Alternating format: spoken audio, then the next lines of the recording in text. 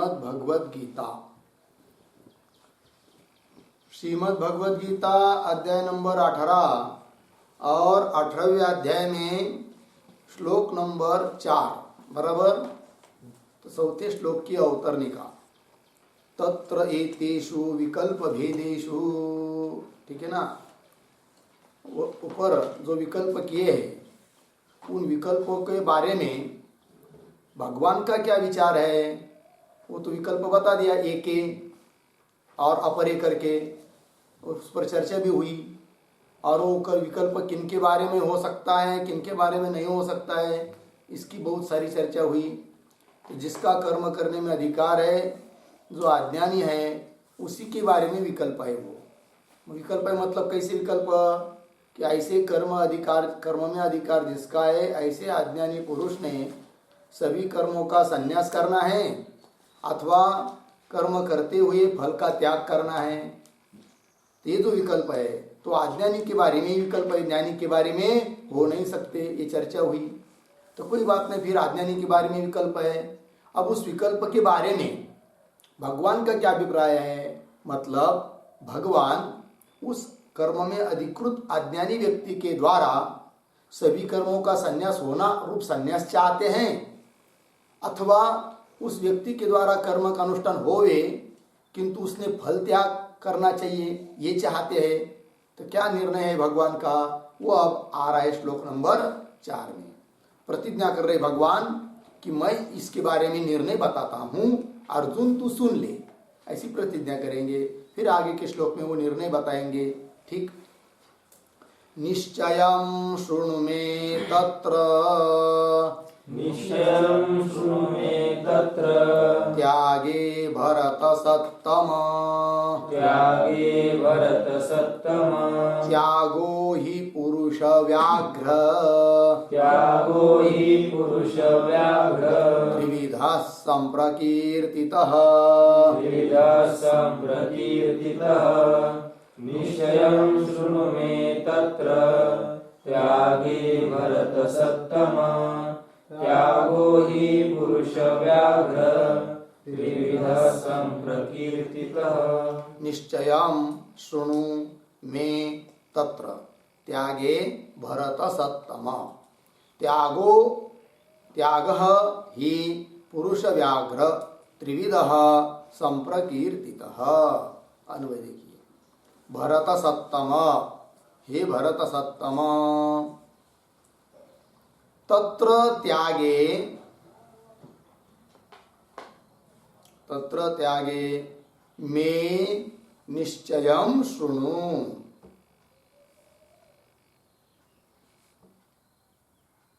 मे निश्चयं शृणु। नीचे हे पुरुष व्याघ्र, हे पुरुष व्याघ्र, ही त्यागः त्रिविधः सम्प्रकीर्तितः, त्रिविधः सम्प्रकीर्तितः। ठीक है, देखिए भाई अर्थ भगवान कह रहे अर्जुन को, भरत सत्तम, भरत कुल में उत्पन्न हुए हैं अर्जुन, और भरत सत्तम कह दिया, अर्थात भरत कुल में अत्यंत श्रेष्ठ किंवा साधुतम ऐसा जो अर्जुन, उसको उद्देश्य करके भगवान बोल रहे हैं, हे भरत सत्तम, हे अर्जुन, तत्र त्यागे मैं निश्चयं शृणु, उस त्याग के बारे में मेरा क्या निश्चय है, अथवा मेरे मुख से, मेरे वचन से तू निश्चय, निर्णय सुनु, सुनु मतलब जानी ही, जान लो, ऐक, ये बात हुई।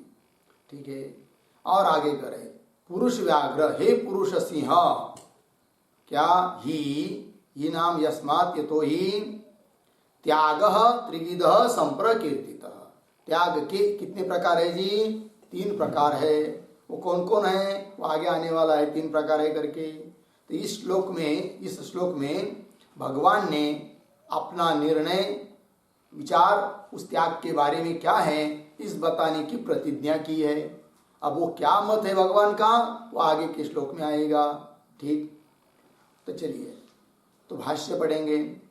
अब इस श्लोक के अवतरणिका में शब्द आया था तत्र एतेषु विकल्प भेदेषु। अब जबकि विकल्प दो ही किए हैं, लेकिन यहाँ पर आया है बहुवचन विकल्प भेदेषु। तो ऐसा बहुवचन क्यों आया है कि नहीं, तो उस पर एक वाक्य लिखते हैं। उक्तानुक्त सर्व विकल्पापेक्षया, उक्तानुक्त सर्व विकल्पापेक्षया बहुत्वम, बहुत्वम पूर्ण विराम। किम अज्ञानाम, किम अज्ञानाम नित्य कर्म त्याग श्रेयान, नित्य कर्म त्याग श्रेयान प्रश्न चिन्ह। उत नैमित्तिक त्याग, उत नैमित्तिक त्याग प्रश्न चिन्ह। यद्वा काम्य त्याग, यद्वा काम्य त्याग प्रश्न चिन्ह। अहोस्वित सर्वकर्म त्याग प्रश्न चिन्ह। यद्वा, यद्वा सर्वकर्म फल त्याग, सर्वकर्म फल त्याग इत्यादय विकल्पाः ऊह्याः,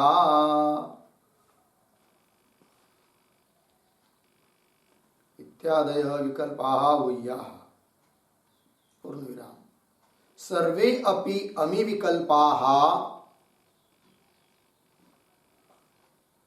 सर्वे अपि अमी विकल्पाः दर्शित कर्म त्याग, दर्शित कर्म त्याग फल त्याग रूप विकल्प द्वये, दर्शित कर्म त्याग फल त्याग रूप विकल्प द्वये एव अंतर्भवन्ति इति बोध्यम।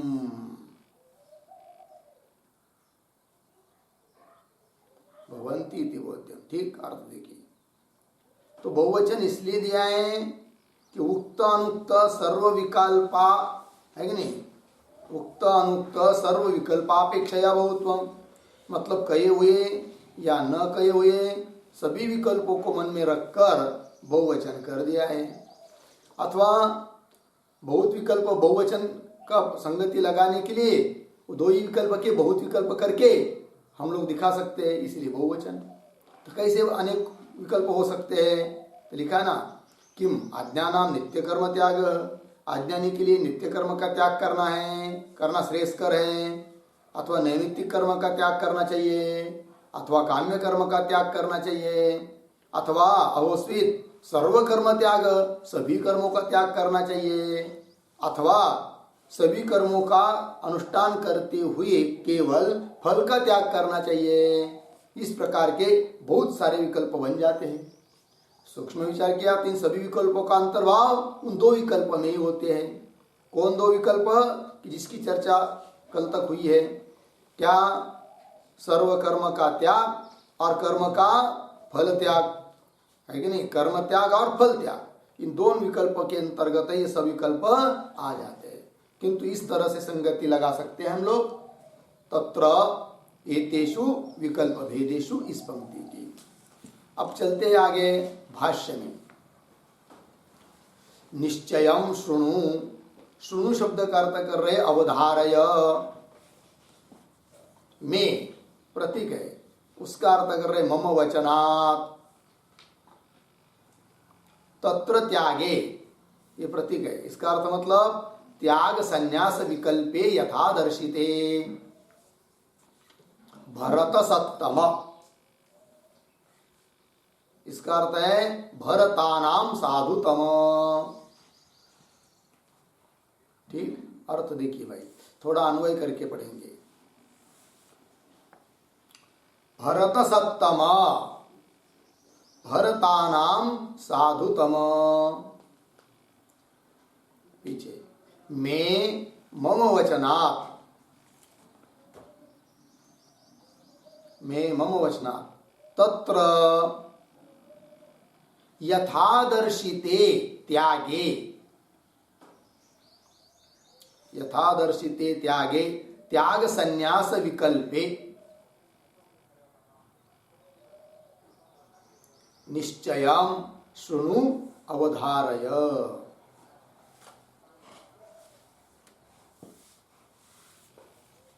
अर्थ देखिए भाई, भगवान कह रहे अर्जुन को, हे भरत सत्तम, अर्थात भरतों में, भरत कुल में जितने भी लोग हैं उन सब में आप अर्जुन कैसे हो? साधुतम हो, सबसे श्रेष्ठ हो, अच्छे हो, है कि नहीं? अब क्या हे अर्जुन, मैं मम वचनात्, मेरे मुख से, मेरे वचन से, तत्र त्यागे, उस त्याग के बारे में, त्याग मतलब त्याग संन्यास विकल्प है। एक त्याग और संन्यास दो विकल्प किए ना, सभी कर्म का संन्यास या त्याग या फल का त्याग, इस प्रकार के उन विकल्पों के बारे में।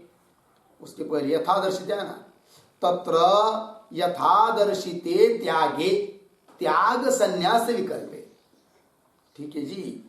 निश्चयम शृणु, शृणु नाम अवधारय, ठीक।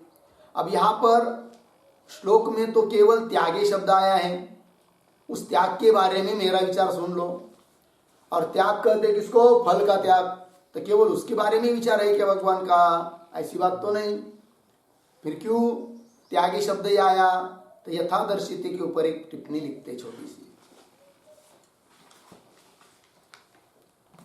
पूर्व श्लोकेन उक्ते इत्यर्थः, यथादर्शिते का अर्थ है पूर्व श्लोकेन उक्ते इत्यर्थः। पूर्ण विराम। विकल्पेन कर्म विषयः फल विषयः च यः त्यागः,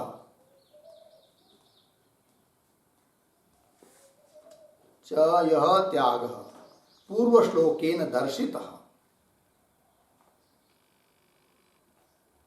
तस्मिन् त्यागे विषये इति यावत्।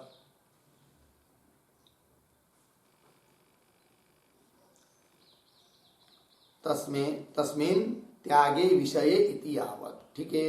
अर्थ देखिए भाई, तो यथादर्शिते का मतलब है पूर्व श्लोकेन उक्ते, पूर्व श्लोक में जिन विकल्पों की चर्चा हुई है, तो विकल्प से कर्म विषय और फल विषय, यह त्याग, कर्म विषयक त्याग, फल विषयक त्याग, है कि नहीं? पूर्व श्लोकेन दर्शित, दिखाया है।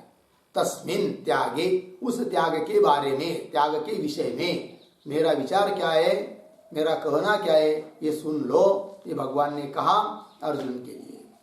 आगे चलिए भाष्य में। त्यागो ही, त्याग संन्यास शब्दवाच्य ही यह अर्थः स एकः एव इति अभिप्रेत्य आह त्यागो ही इति।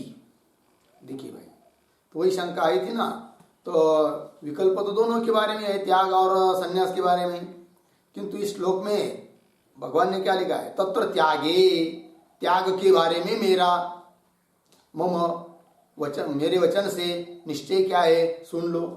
तो त्याग के बारे में क्यों कहा, संन्यास के बारे में क्यों नहीं कहा?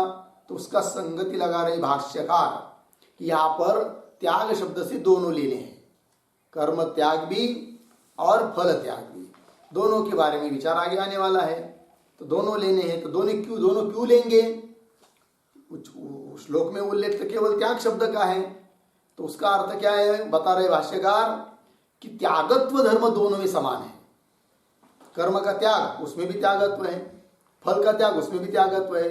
तो दोनों में त्याग रूपता या त्यागत्व समान होने के कारण श्लोक में केवल भले त्याग ही शब्द आया हो, किंतु अर्थ लेना है क्या? दोनों के बारे में मेरा विचार सुन लो। वही लिख रहे भाष्यकार, देखिए।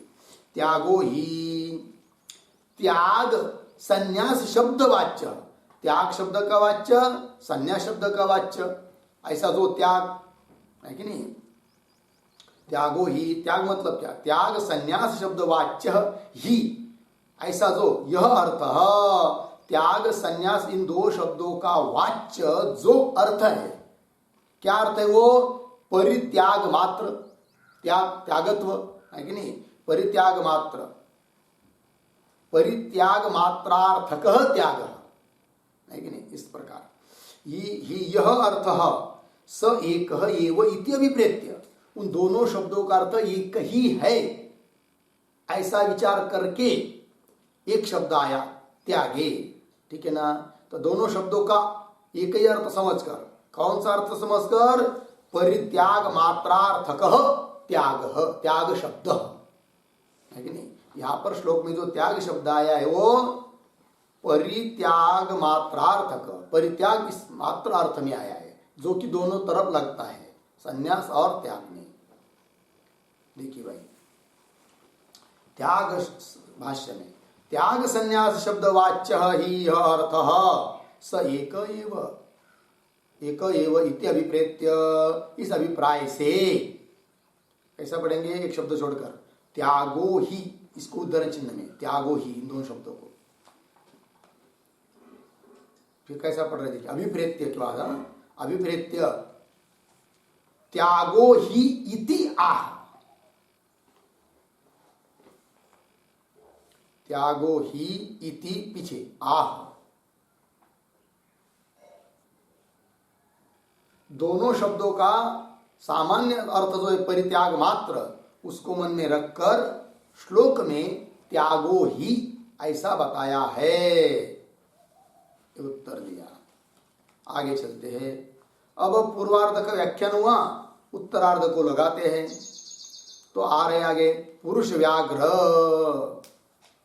त्रिविध, त्रिविध शब्द का अर्थ कर रहे त्रिप्रकार, तामसादि प्रकार ही, अर्धविराम, संप्रकीर्तित, संप्रकीर्तित का अर्थ कर रहे शास्त्रेषु सम्यक कथित, ठीक है जी। चलिए भाई, इसका भी थोड़ा अन्वय करके पढ़ेंगे। पुरुष व्याघ्र, हे पुरुष व्याघ्र, त्रिविध तामसादि प्रकारैहि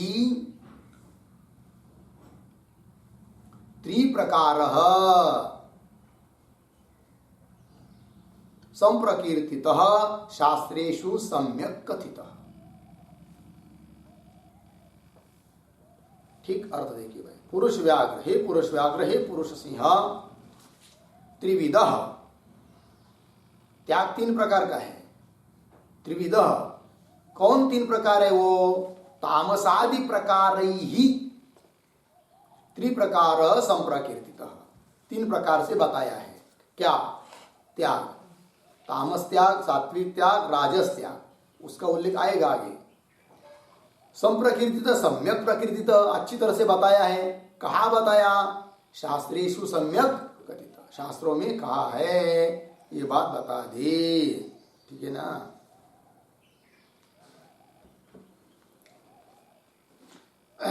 हो गया, चलिए। तो यहां पर तामसादि प्रकार ही पद आया है, उसके ऊपर एक वाक्य लिखेंगे, वक्षमान तामस राजस सात्विक प्रकार ही, वक्षमान तामस राजस सात्विक प्रकार ही इत्यर्थः।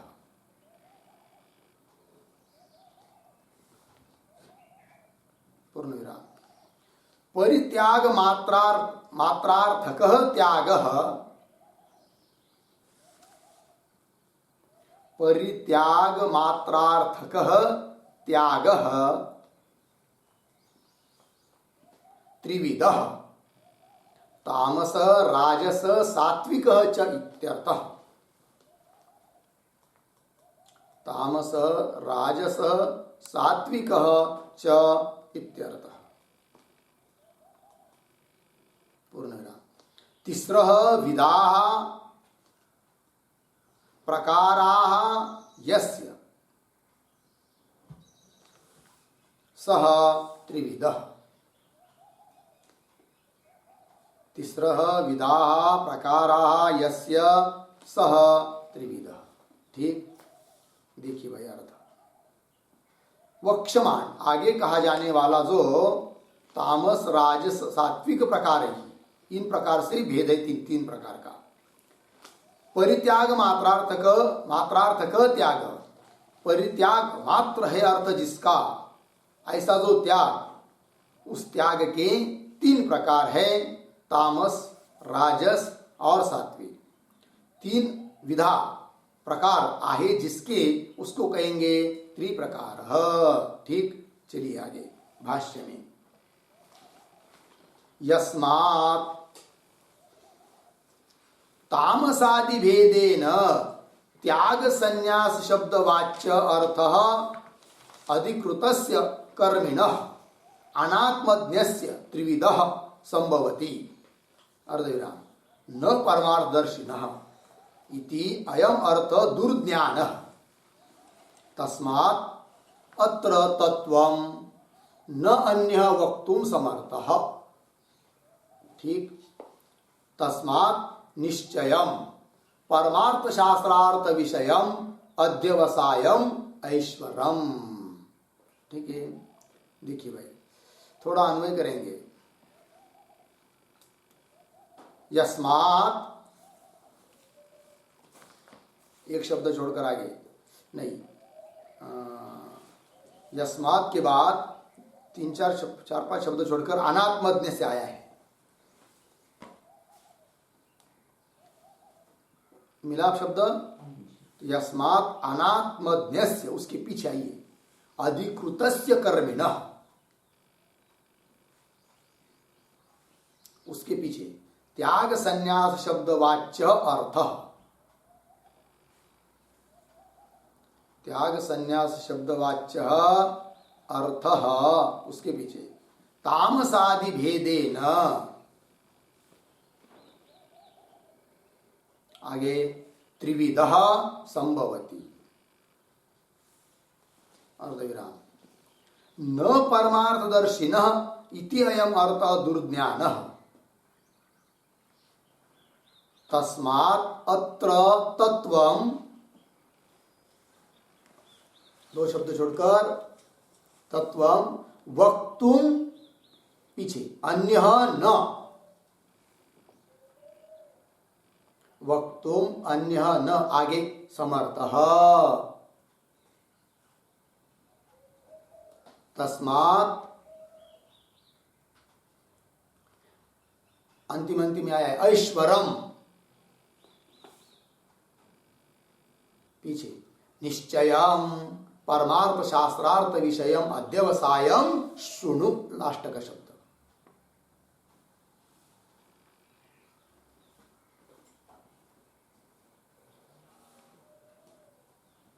देखिए भाई अर्थ, यस्मात्, जिस कारण से कि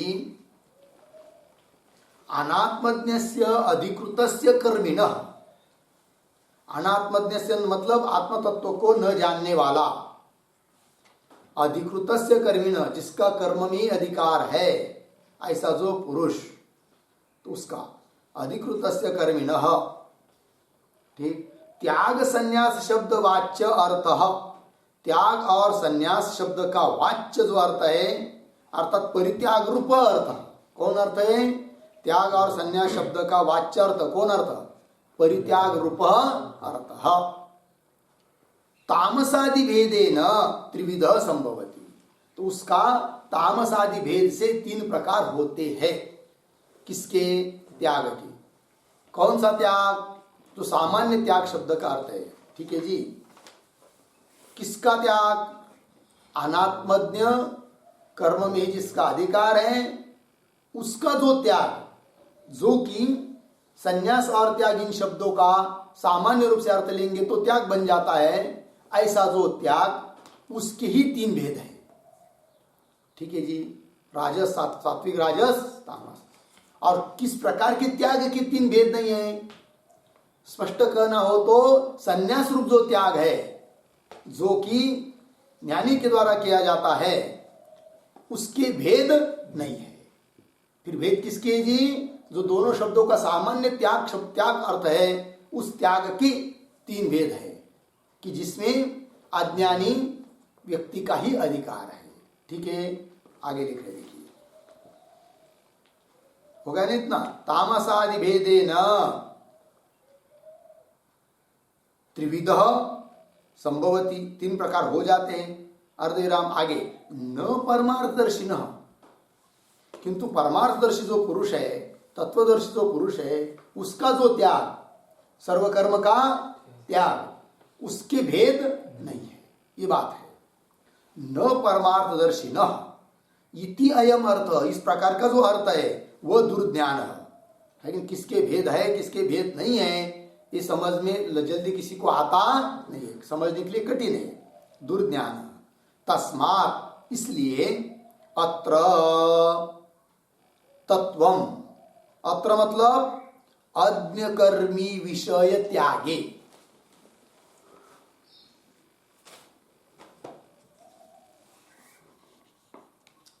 अज्ञकर्मी विषय त्यागे,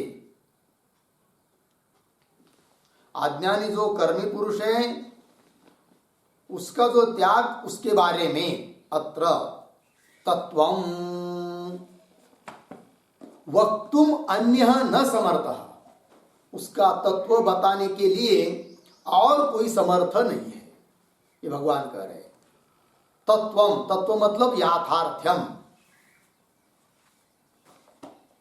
वो त्याग का क्या याथार्थ तात्पर्य है, इस बात को कहने के लिए वक्तुम अन्य न समर्थ।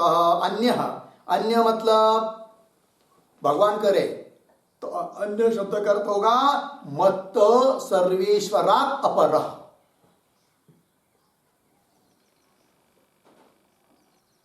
मत्तः सर्वेश्वरात् अपरः, मुझ सर्वेश्वर से भिन्न अन्य,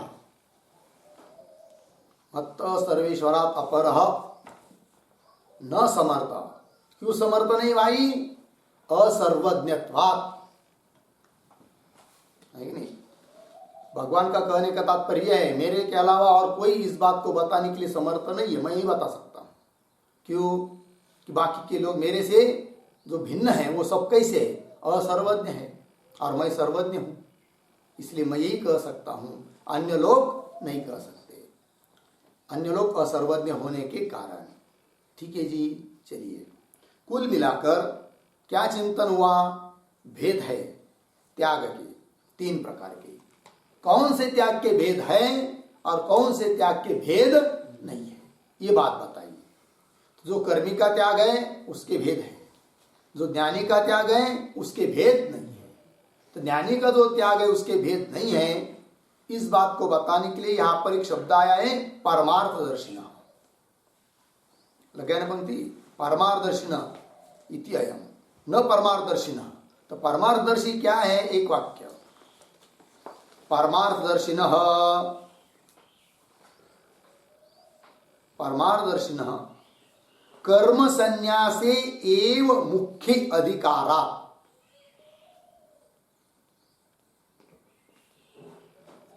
कर्म संन्यासे एव मुख्ये अधिकारात् न तस्य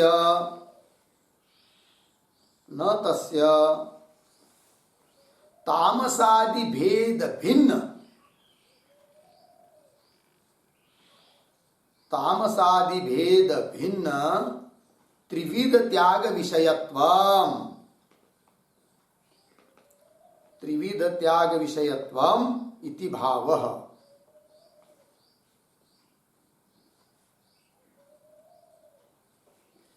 त्रिविध त्याग विषयत्वम इति भावः, ठीक अर्थ।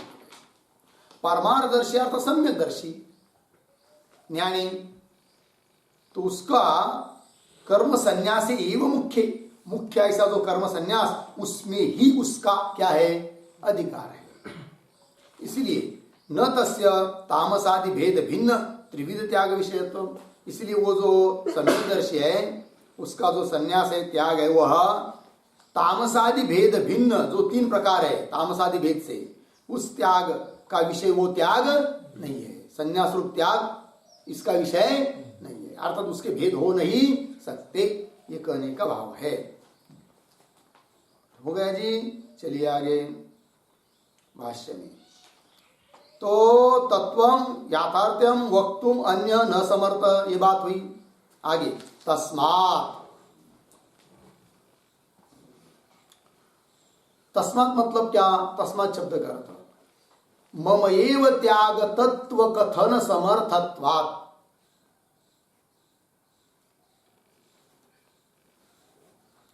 मम एव त्याग तत्व कथन समर्थत्वात्।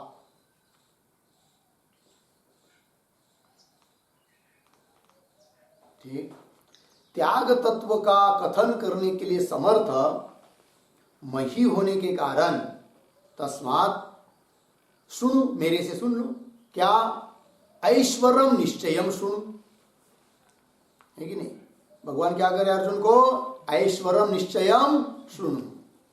तो निश्चयम इसका अर्थ कर दिया है भाष्य में परमार्थ शास्त्रार्थ विषयम अध्यवसायम।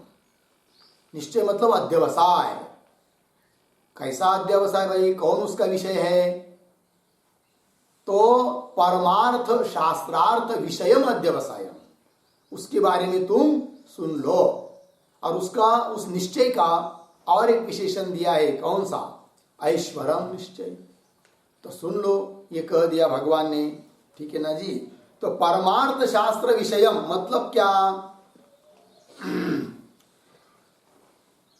शास्त्रों का क्या यथार्थ अर्थ है, उस तू मुझे से सुन ले, ये बात है। लिखते उसके ऊपर एक वाक्य, परमार्थ शास्त्रम बराबर मोक्ष शास्त्रम।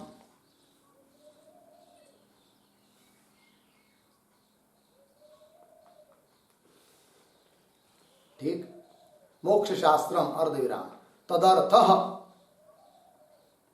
त्याग संन्यासादि, त्याग संन्यासादि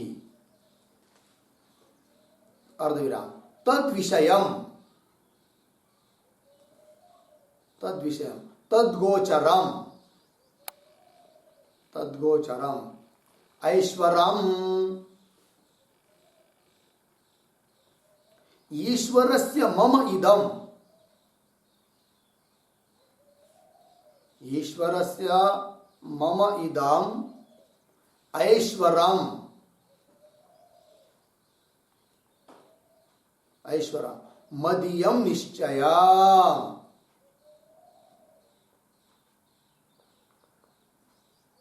मदीयम निश्चयम कौंस में अध्यवसायम, कौंस बंद। आगे मत्त एव सकाशात शुणु,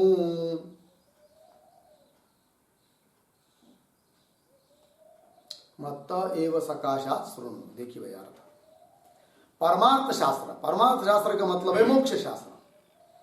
और तदर्थम, तदर्थ उस मोक्ष शास्त्र के लिए, मोक्ष के लिए त्याग संन्यास आदि, तद विषयम उस त्याग संन्यासी आदि के बारे में, तद्गोचरम उसको विषय करने वाला जो निश्चय, ऐश्वरम निश्चयम। ऐश्वरम का मतलब है ईश्वरस्य मम इदम ऐश्वरम, ईश्वर का, लेकिन मुझ ईश्वर का जो है इदम, उसको बोलेंगे ऐश्वरम। अर्थात मदीयम निश्चयम, मेरा निश्चय, ऐश्वर निश्चय, ईश्वर के संबंधी निश्चय, ईश्वर का निश्चय। मत्त एव सकाशात सुनो, मेरी से ही सुन लो, ये कह दिया। ठीक है जी। चलिए, तस्मात् ऐश्वरम निश्चयम परमार्थ शास्त्रार्थ विषयम अध्यवसायम सुनु। ठीक है, भगवान कह रहे हैं कि अर्जुन क्या मेरे से ही तू सुन लो। क्या सुन लो?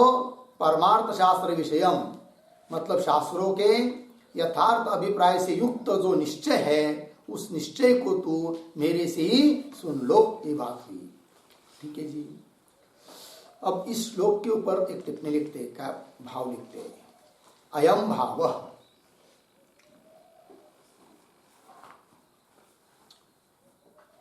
केचित कर्म त्यागम,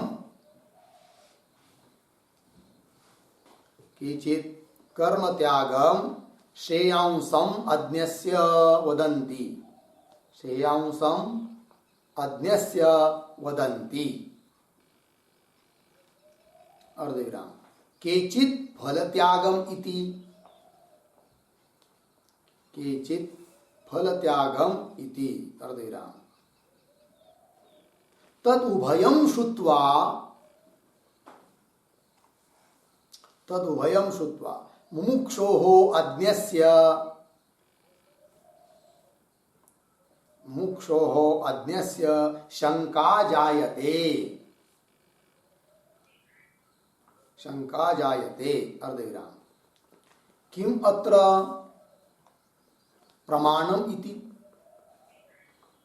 किम अत्र प्रमाणम इति। पूर्णविराम। न च शास्त्रात्, न च शास्त्रात् तद निर्णेतुम सह शक्नोति, तद निर्णेतुम सह शक्नोति। अर्धविराम। द्विविध शास्त्र दर्शनात्,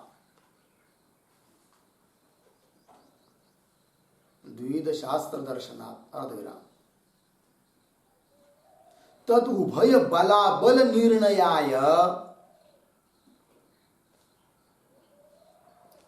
तद उभय बलाबल निर्णयाय तस्य अशक्यत्वात्, अशक्तत्वात्, तस्य अशक्तत्वात्,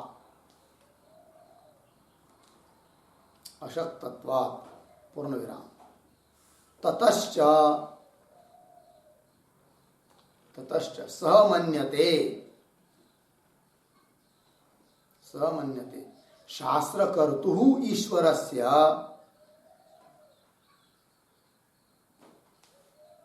शास्त्रकर्तुः ईश्वरस्य अभिमतम् ईश्वर एव साक्षात् ब्रूयात्, ईश्वर एव साक्षात् ब्रूयात्। न कोपि ततः अन्यः,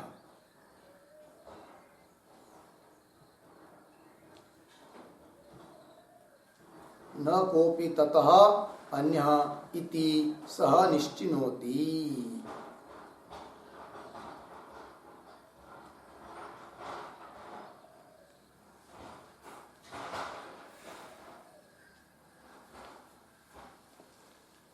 हो गया जी।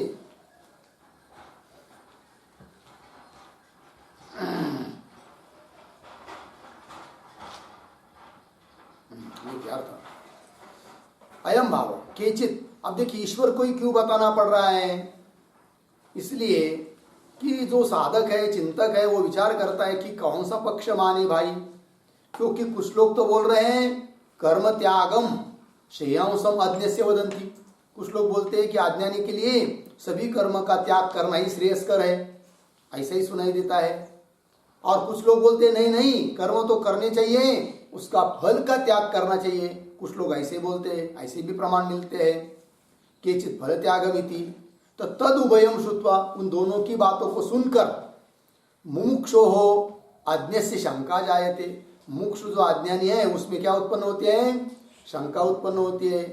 किमत्र प्रमाणम, इन दोनों में कौन सा प्रमाण माने भाई? मतलब सभी कर्म का त्याग कर दे या कर्म करके फल का त्याग कर दे, तो दिक्कत हो जाती है उसको। बर शास्त्रों को बहुत सारे देखकर स्वयं निर्णय कर ले, ये भी नहीं कर सकता है। न च शास्त्रात् तद निर्णेतुम स शक्नोति। शास्त्रों को, सभी शास्त्रों का अध्ययन करके उसका निर्णय करने के लिए भी वो समर्थ नहीं है। आगे क्या लिखा है? द्विविध शास्त्र दर्शन, दोनों प्रकार के शास्त्र दिखाई देते हैं। कुछ जगह लिखा है सभी कर्म का त्याग, कुछ जगह लिखा है फल का त्याग। फिर क्या समझे? और तदुभय बलाबल निर्णयाय तस्य अशक्यत्वात्, और उन दोनों के बारे में बलवान कौन है, दुर्बल कौन है, इसका निर्णय करने के लिए भी वो समर्थ नहीं है, अशक्तत्वात्। ततश्च समन्यते, इसलिए वो मानता है क्या कि चलो भाई सबको छोड़ दो, जिसने शास्त्र बनाया है, किसने बनाया है? ईश्वर ने, है कि नहीं? तो शास्त्र करता ऐसा जो ईश्वर है, उसको जो मत अभिप्रेत होगा, मान्य होगा, है कि नहीं, वही मत मानना है। किंतु वो बताएगा कौन? तो ईश्वर एवं साक्षात ब्रूयात, ईश्वर ही उसको बताएगा, है कि साक्षात बताएगा, तो वही हम मानेंगे। ये बात हुई। ईश्वर क्या लिखा है? ईश्वरस्य, आगे क्या है? ईश्वरीय साक्षात। हाँ, शास्त्र कर्तु ईश्वरस्य मतम, ईश्वर एवं साक्षात ब्रूयात, ईश्वर ही साक्षात बोलेगा, न कोपी, दूसरा कोई बोल नहीं सकता, है कि नहीं। न कोपी ततः अन्यः इति स निश्चिनोति। इसलिए भगवान जो कहेंगे वही वो, उसी बात का वो साधक क्या करेगा? निश्चय करेगा। इसलिए भगवान अब स्वयं कह रहे हैं उस त्याग के बारे में, क्या अपना निश्चय है उसको बोल दिया है ऐश्वरम निश्चयम, तो आप बता रहे हैं। श्लोक नंबर 5 में जाएंगे, 5 के उत्तर में था, कह पुनः असौ निश्चय इत्यत आह। ठीक, कह पुनः असौ निश्चय, पुनः असौ निश्चय कह इत्यत आह। तो बोल रहे ठीक है, पुनः वह निश्चय कौन सा है बताओ, जिसको आप बताना चाहते हैं, तो निश्चय बता रहे अभी श्लोक 5 में। यज्ञदान तपः कर्म, यज्ञदान तपः कर्म, न त्याज्यं कार्यमेव तत्, न त्याज्यं कार्यमेव तत्, यज्ञोदानं तपश्चैव, यज्ञोदानं तपश्चैव, पावनानि मनीषिणाम्, पावनानि मनीषिणाम्। यज्ञदान तपः कर्म, न त्याज्यं कार्यमेव तत्, यज्ञोदानं तपश्चैव, पावनानि मनीषिणाम्। यज्ञदान तपः कर्म न त्याज्यं कार्यम एव तत्, यज्ञ दानं तपः च एव पावनानि मनीषिणाम्। अन्वय, यज्ञ दान तपः कर्म न त्याज्यम, न त्याज्यम तत् कार्यम एव, तत् कार्यम एव, यज्ञ दानं च तपः एव मनीषीणां पावनानि, मनीषीणां पावनानि। अर्थ देखिए भाई, यज्ञ दान तप कर्म किंवा यज्ञ रूप दान रूप तप रूप कर्म न त्याज्यम, उसका त्याग स्वरूपता त्याग नहीं करना चाहिए, तत्कार्यम एवं, उसका तो अनुष्ठान करना ही चाहिए। यज्ञ दान तप मतलब नित्य नैमित्तिक कर्म, उनका अनुष्ठान करना ही चाहिए। क्यों? तो बोल रहे यज्ञ दान और तप ये सब मनीषीणाम पावनानि, मनीषी जो लोग है अर्थात फल की इच्छा छोड़कर इन कर्मों का अनुष्ठान करने वाले जो लोग हैं, उनके लिए ये यज्ञ दान आदि कर्म कैसे है? पावनानि, शुद्ध बनाने वाले, शुद्ध कराने वाले है, पवित्र कराने वाले है। इसलिए यज्ञ दान तप इत्यादि को का अर्थात नित्य नैमित्तिक कर्मों का अनुष्ठान करना ही चाहिए, स्वरूपता त्याग नहीं है। तो जो 3 नंबर के श्लोक में 2 विकल्प आए थे ना, एके और अपरे करके, तो जो पहले थे एके पूर्वार्ध में, उन लोगों ने क्या कहा था? त्याज्यम दोषवदित्य के कर्म प्राहुर्मनीषिणः, कर्म दोष वाला होने के कारण उसका स्वरूपता त्याग करना चाहिए। किसने? अज्ञानी व्यक्ति ने, है कि नहीं? क्योंकि वो विकल्प किसके बारे में है? अज्ञानी के बारे में ही है। तो अज्ञानी ने भी, अज्ञानी लोगों ने भी स्वरूपतः कर्म त्याग करना चाहिए, पूर्वार्ध में कहा था 3 श्लोक के, उसका खंडन हो गया। भगवान ने क्या कर दिया कि नहीं नहीं, उसका त्याग नहीं करना, अपितु कार्यम एव तत्कार्यम एव, उसको तो अनुष्ठान करना ही चाहिए, यज्ञ दान तप का अनुष्ठान करना ही चाहिए। क्यों करना चाहिए? तो वो करने वाले को पवित्र करा देते हैं, इसलिए करना चाहिए। ठीक, चलिए आदि भाष्य में, यज्ञ दानम तपः इति एतत् त्रिविधम कर्म न त्याज्यम, न त्याज्यम का अर्थ लिख रहे न त्यक्तव्यम, अर्धविराम, कार्यम, कार्यम का अर्थ कर दिया करणीयम एव तत्।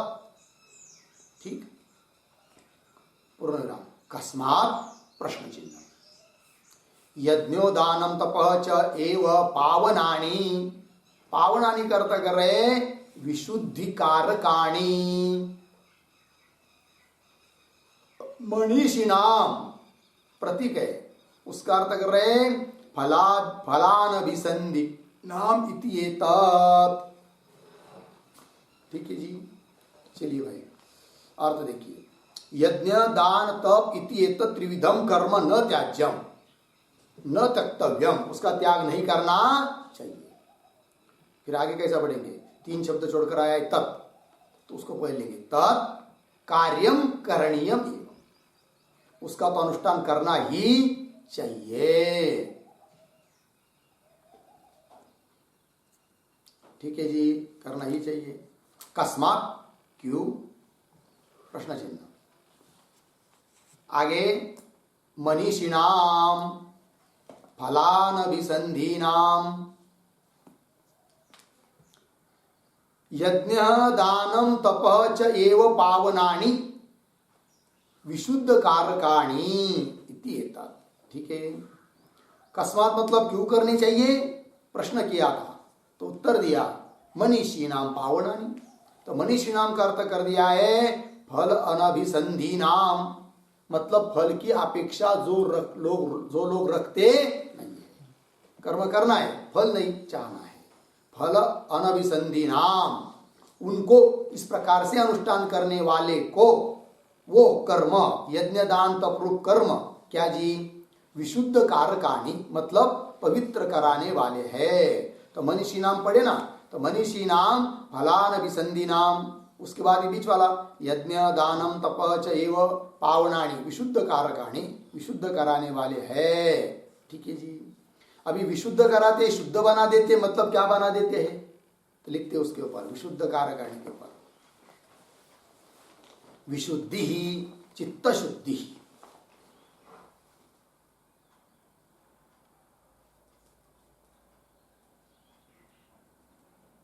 ठीक है जी विशुद्धि चित्त शुद्धि पूर्ण विराम अनेन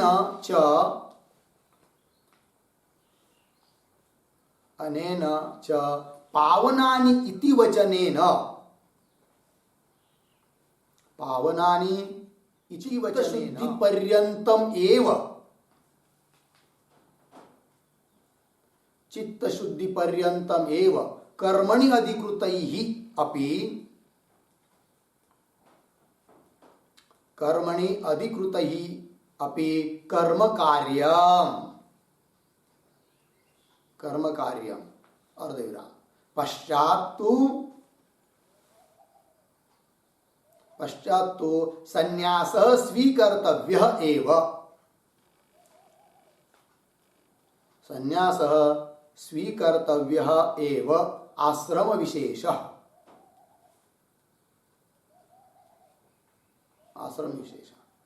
तत्व ज्ञानार्थक श्रवणाद्यर्थ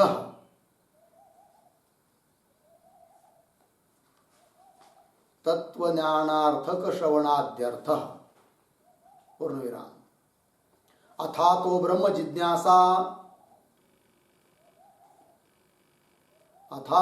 जिज्ञासा इति सूत्रात्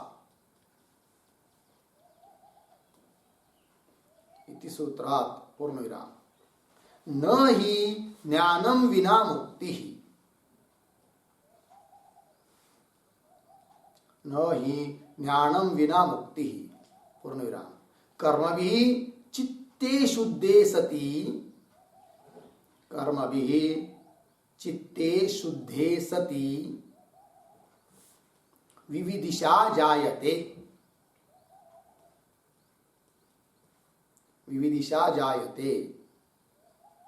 पूर्ण विराम उद्धरण चिन्ह में तम एतम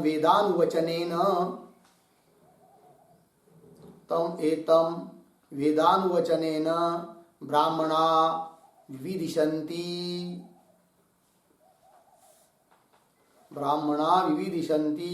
यज्ञेन दानेन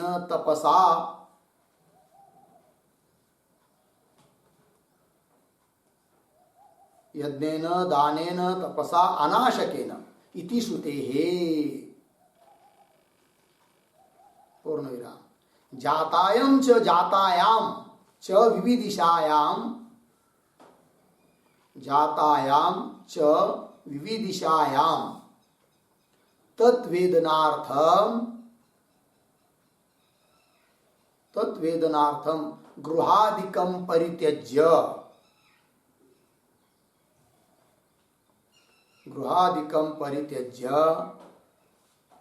तत्त्ववित् सकाशं याति एव तत्त्ववित् सकाशं याति एव इति सिद्धः संन्यासः मोक्षोः इति सिद्धः संन्यासः मोक्षोः। अर्थ है कि भाई विशुद्धि, विशुद्धि मतलब चित्त शुद्धि। और आगे विशुद्ध, विशुद्धि कारकाणी और पावनानी ऐसी शब्द आया है। इससे क्या अर्थ हो रहा है, तात्पर्य क्या निकलता है, तो बताया। अनेन च पावनानी इति वचनेन, इस वचन से बात निकल आ रही है कि चित्त शुद्धि पर्यंतम एव कर्मणि अधिकृत ही अपि कर्म कार्यम, जिसका कर्म में अधिकार है उसने भी कर्म कब तक करने हैं जी, जब तक चित्त शुद्ध नहीं होता है। तो चित्त शुद्धि परिसीमा है कर्म करने की। चित्त शुद्धि पर्यंतम एव कर्म भी कर्मणि अधिकृत ही अपि कर्म कार्यम। फिर बोलेंगे कर्म करते करते करते करते चित्त शुद्ध हो गया, तो उसके बाद क्या, तो पश्चात तो संन्यास स्वीकर्तव्य एव आश्रम विशेष। तो फिर उसके बाद आश्रम विशेष रूप जो संन्यास है उसका स्वीकार करना चाहिए। उसके बाद संन्यास करना चाहिए मतलब केवल वो कर्म करना छोड़ देना, इतना संन्यास नहीं। तो आश्रम विशेष रूप जो संन्यास है, गृहस्थाश्रम, ब्रह्मचर्याश्रम, गृहस्थाश्रम, वानप्रस्थाश्रम, संन्यासाश्रम, तो उस प्रकार का संन्यास लेना चाहिए। लेकिन किस लिए लेना है तो वो भी बताया आगे। तत्व ज्ञानार्थक श्रवणाद्यर्थ, तत्व ज्ञान संपादन करने के लिए जो श्रवणादि है, वो श्रवणादि श्रवण मनन निधिध्यासन आदि करने के लिए लेना है क्या, संन्यास। उसको विविदिशा संन्यास बोलते हैं। ठीक है जी, चलिए। तो तत्व ज्ञानार्थक श्रवणाद्यर्थ, क्योंकि जब तक आदमी गृहस्थी में रहेगा, है कि नहीं, तब तक उसको इतना विक्षेप रहता है कि वो श्रवण मनन निधिध्यासन आदि कुछ भी कर नहीं सकता। और इस बात का आपको अनुभव करना हो तो आप घर जाइए, और घर जाने के बाद ये सोच करके जाइए कि 15 दिन हम घर में रहेंगे और 100 श्लोक कंठस्थ करके आएंगे। फिर आने के बाद बताइए कितने श्लोक कंठस्थ हुए। तो एक दो भी नहीं हुए रहेंगे, कि घर में जाने के बाद होता ही नहीं है। उस मोह में आदमी अड़का हुआ रहता है। समझ में आया ना। इसलिए घरदार छोड़कर रही श्रवण मनन निधिध्यासन आदि आदि जो भी करना है वो होता है। ठीक है, तो वही लिखा है। चलिए, तत्व ज्ञानार्थक श्रवणाद्यर्थ।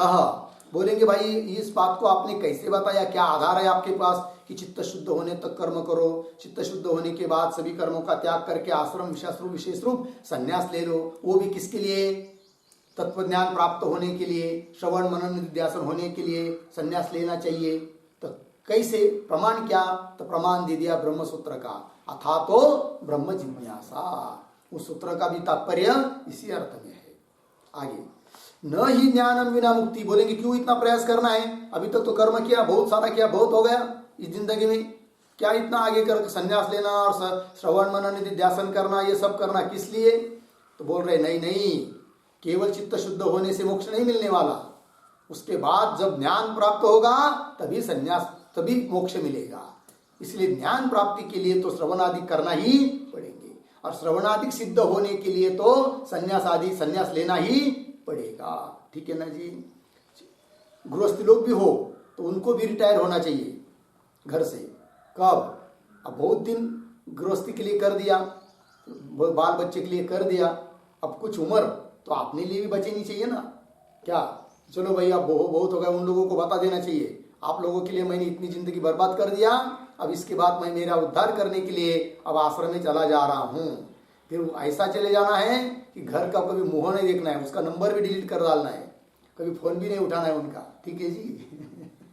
भूल जाना है उनको, तभी होगा। और रोज फोन करते रहेंगे, घर में आश्रम में बैठे हैं और रोज घर में फोन करेंगे, तब नहीं होगा, कुछ नहीं होगा। चलिए भाई, क्या लिखा है? न ही ज्ञानम बिना मुक्ति, ज्ञान के बिना मोक्ष नहीं मिलेगा। कर्म भी चित्ते शुद्धे सती, तो क्या प्रक्रिया होती है? कर्मों के द्वारा चित्त शुद्ध होने पर विविदिशा जायते, विविदिशा उत्पन्न होती है। विविदिशा मतलब जानने की इच्छा, तत्व जानने की इच्छा उत्पन्न होती है। इस बात को श्रुति ने भी बताया है। क्या?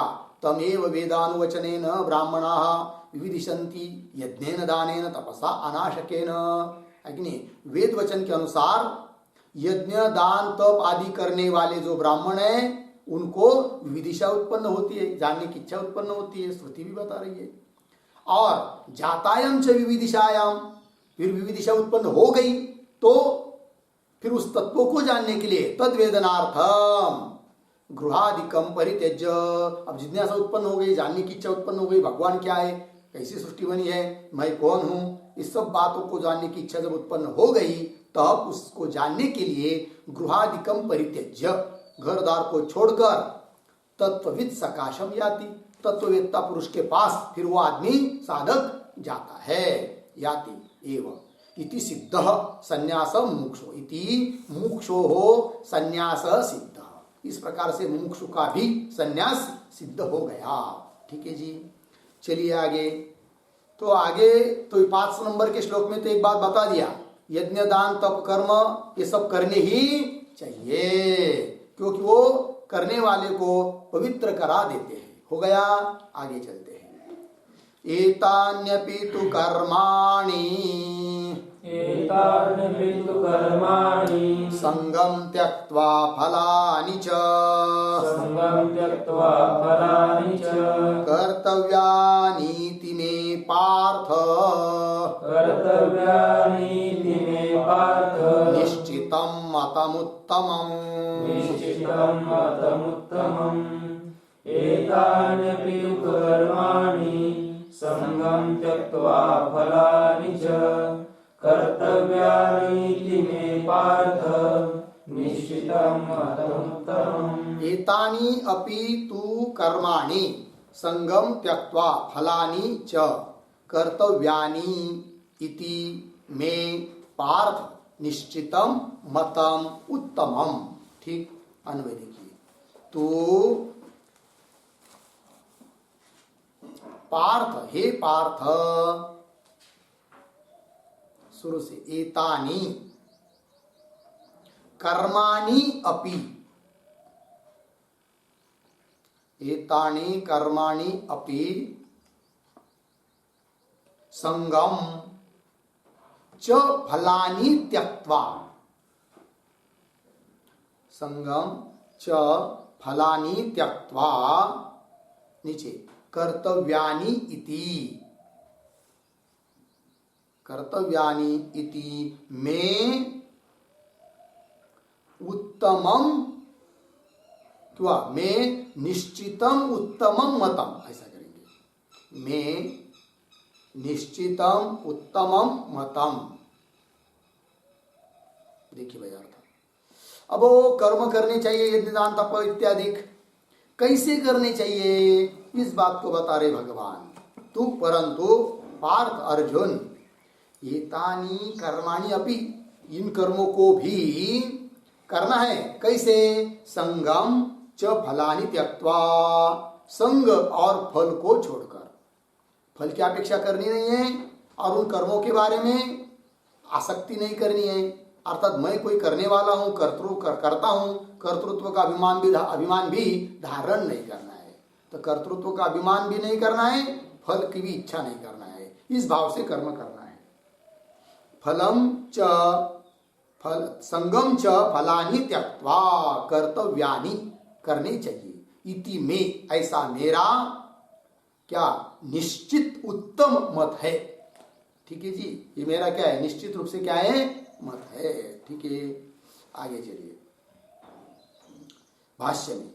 ये तानि अपि तु कर्माणि, इन सभी कर्मों को, कौन कर्म, कर्माणि का अर्थ कर रहे, कर्माणि मतलब कौन से, यज्ञ दान तपंसी, पावनानि उक्तानि, तो जिन कर्मों के बारे में ऊपर 5वें श्लोक में चर्चा हुई है वह वे सब यज्ञ दानादिक तप कर्म जो कि पावन करने के लिए है। पावनानि उक्तानि। आगे संगम आसक्तिम तेषु त्यक्त्वा, मतलब संगम, संगम का अर्थ कर रहे तेषु आसक्तिम त्यक्त्वा। संग मतलब तेषु, तेषु यज्ञादिषु आसक्तिम त्यक्त्वा, उन यज्ञादि कर्मों में आसक्ति को छोड़कर, आसक्ति नहीं करनी है, ठीक है ना जी। तेषु आसक्तिम त्यक्त्वा। आगे च,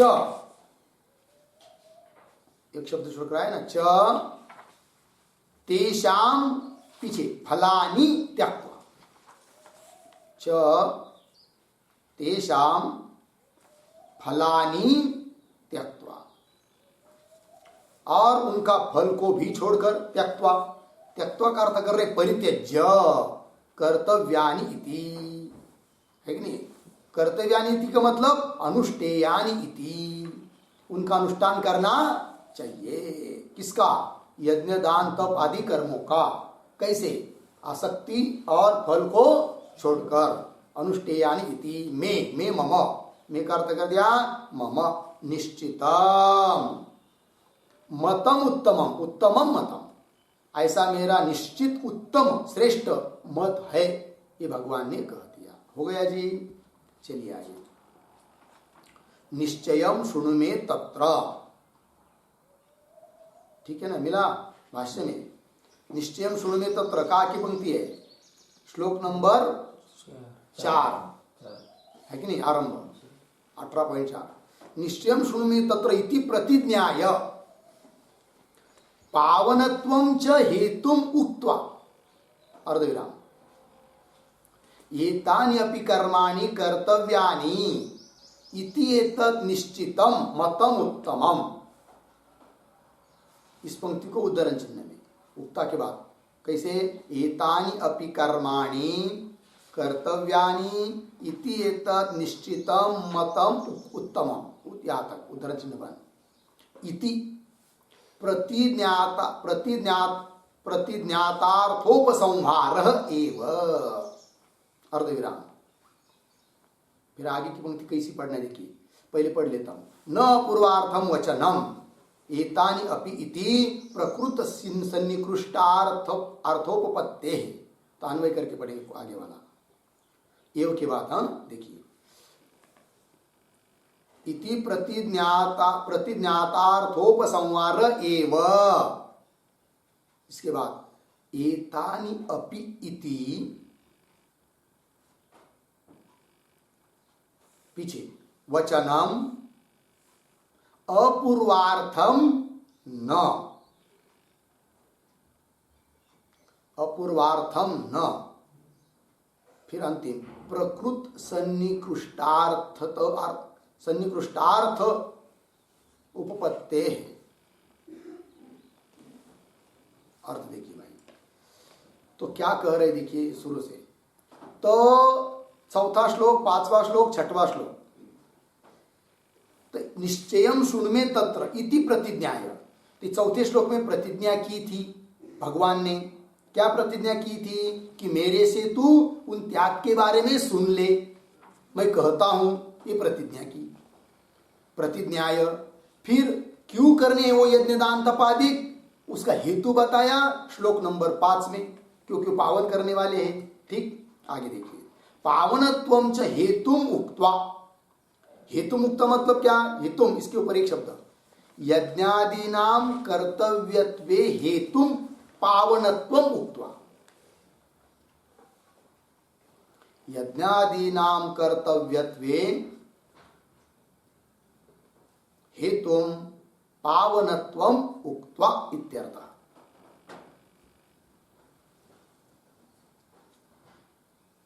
ठीक है, देखिए भाई,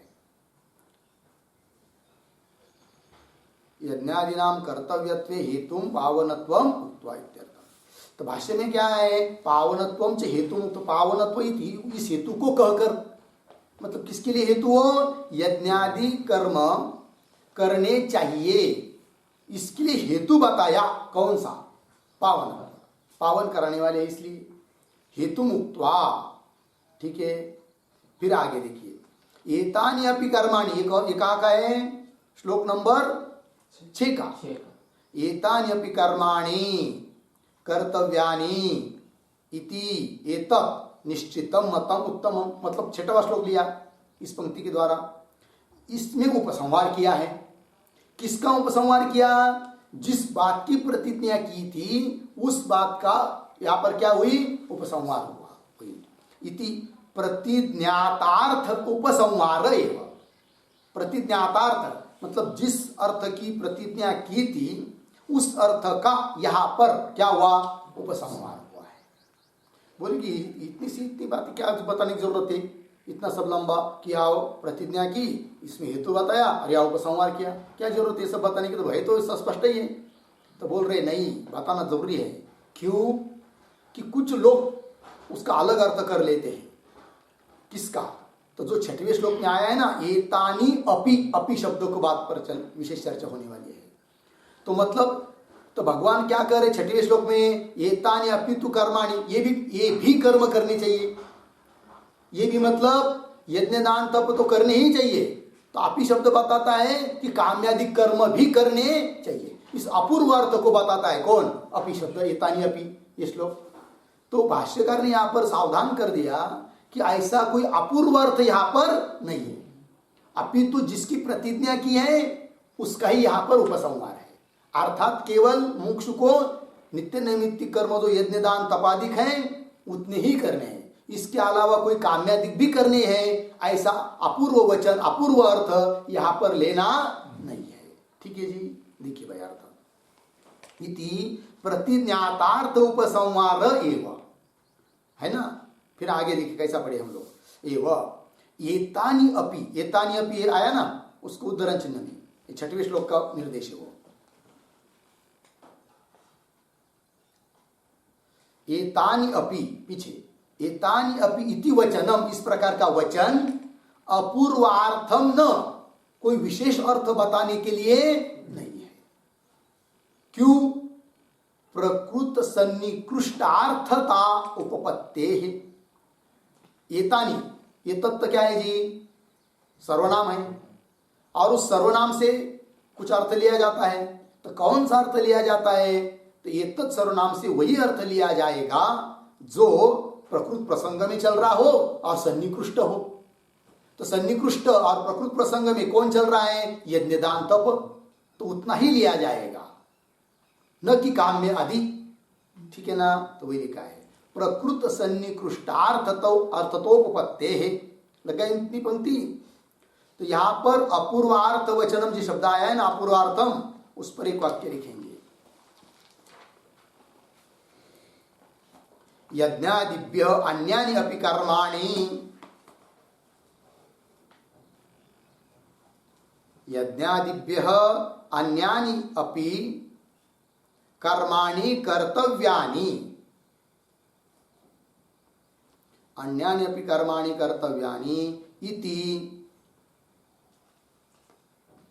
एवं रूप अपूर्वार्थ वचनम, एवं रूप अपूर्वार्थ वचनम,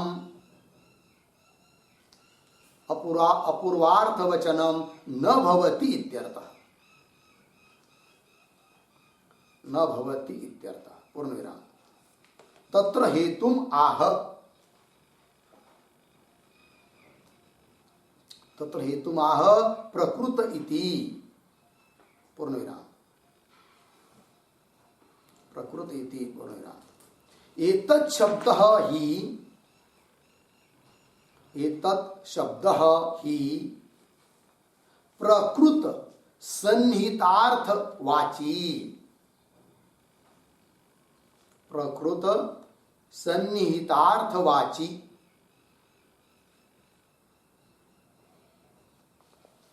अतः एतानि शब्देन, एतानि शब्देन प्रकृत सन्निकृष्ट उक्तानि, प्रकृत सन्निकृष्टोक्तानि प्रकृत सन्निकृष्टोक्तानि यज्ञ दान तपात्मकानि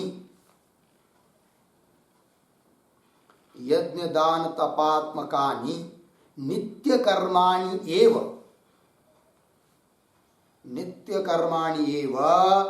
ग्रहीतव्यानि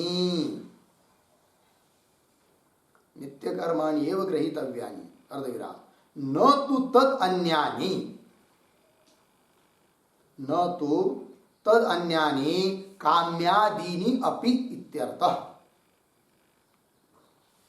काम्यादीनि अपि इत्यर्थः।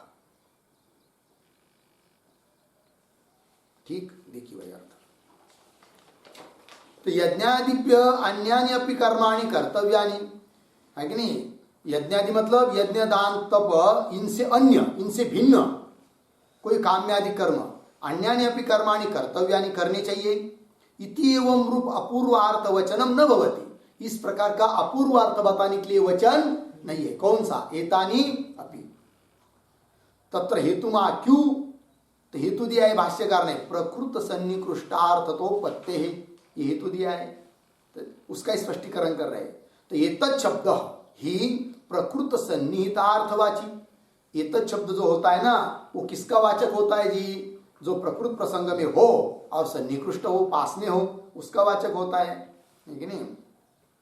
राम गावाला गेला तो उद्या वापस येणार आहे, तो शब्दाने, तो शब्द से कौन लेंगे? किसको लेंगे? राम को ही लेंगे ना। कल बताया था यज्ञ दत्त, उसका वर्णन किया था, उसको लेंगे? नहीं लेंगे। क्यों? सन्निकृष्ट जो है और प्रकृत प्रसंग जिसका चल रहा है उसी का वाचक होता है कौन? सर्वनाम। ठीक, चलिए। एतत् शब्द ही प्रकृत सन्निकृष्टार्थवाची। अतः एतानि शब्देन, इसलिए एतानि शब्द ने कौन सा अर्थ लेना है? तो एतानि शब्देन प्रकृत सन्निकृष्ट उक्तानि, प्रकृत प्रसंग जिसका चल रहा है और सन्निकृष्ट में, पास में जिसका कहा है, तो एतानि अपि 6वें श्लोक में आया, और उसके पीछे पास में यज्ञ दान तप कर्म 5वें श्लोक में आया है और उसका ही प्रसंग चल रहा है। इसलिए एतानि अपि शब्द से कौन लेंगे? यज्ञ दान तप यही लेंगे। एतानि शब्देन प्रकृत सन्निकृष्टोक्तानि यज्ञ दान तपात्मकानि नित्य कर्माणि एवं ग्रहीतव्यानि। यज्ञ दान तप कर्म रूप जो नित्य कर्म है उसी का ग्रहण करेंगे। न तु तद अन्यानि काम्यादीनि अपि इति, उसको छोड़कर और कोई काम्यादि कर्म उनका ग्रहण नहीं करेंगे। यदि उनका ग्रहण करेंगे तो क्या होगा? फिर अर्थ बड़ी दिक्कत होगी। तब तो क्या होगा? मुमुक्षु को यज्ञ दान तप कर्म और उसके साथ और भी काम्यादि कर्म ये सब करने चाहिए, ऐसा अर्थ निकलेगा। किंतु भाष्यकार ने कह दिया ऐसा अपूर्वार्थ नहीं है। ठीक है, ये बात हो गई। अब बोल रहे, पूर्व पक्षी बोलेगा, ठीक है, बोले एतानी शब्द का अर्थ समझ में आया, कौन सा क्या लेना है? कोई बात नहीं, एतानी शब्द से हम वही लेंगे। कौन? यज्ञ दान तप कर्म। किंतु एतानी अपि आया है आगे, है कि नहीं? तो एतानी शब्द की बात, एतानी शब्द पर हमको अभी कुछ कहना नहीं है, किंतु अपि शब्द तो कुछ और बता रहा है। फिर अपि शब्द से क्या अर्थ होता है? एतानी अपि मतलब ये भी, इसका मतलब और भी करने के लिए कहा है, यह अर्थ निकल रहा है अपि शब्द से। उस अपि शब्द के ऊपर अब चलेगा झगड़ा। ठीक है जी, चर्चा होगी, चिंतन करेंगे, लेकिन इसका विचार हम लोग कल करते हैं। ओम पूर्णमदः पूर्णमिदं पूर्णात् पूर्णमुदच्यते पूर्णस्य पूर्णमादाय पूर्णमेवावशिष्यते। ओम शांति शांति शांति।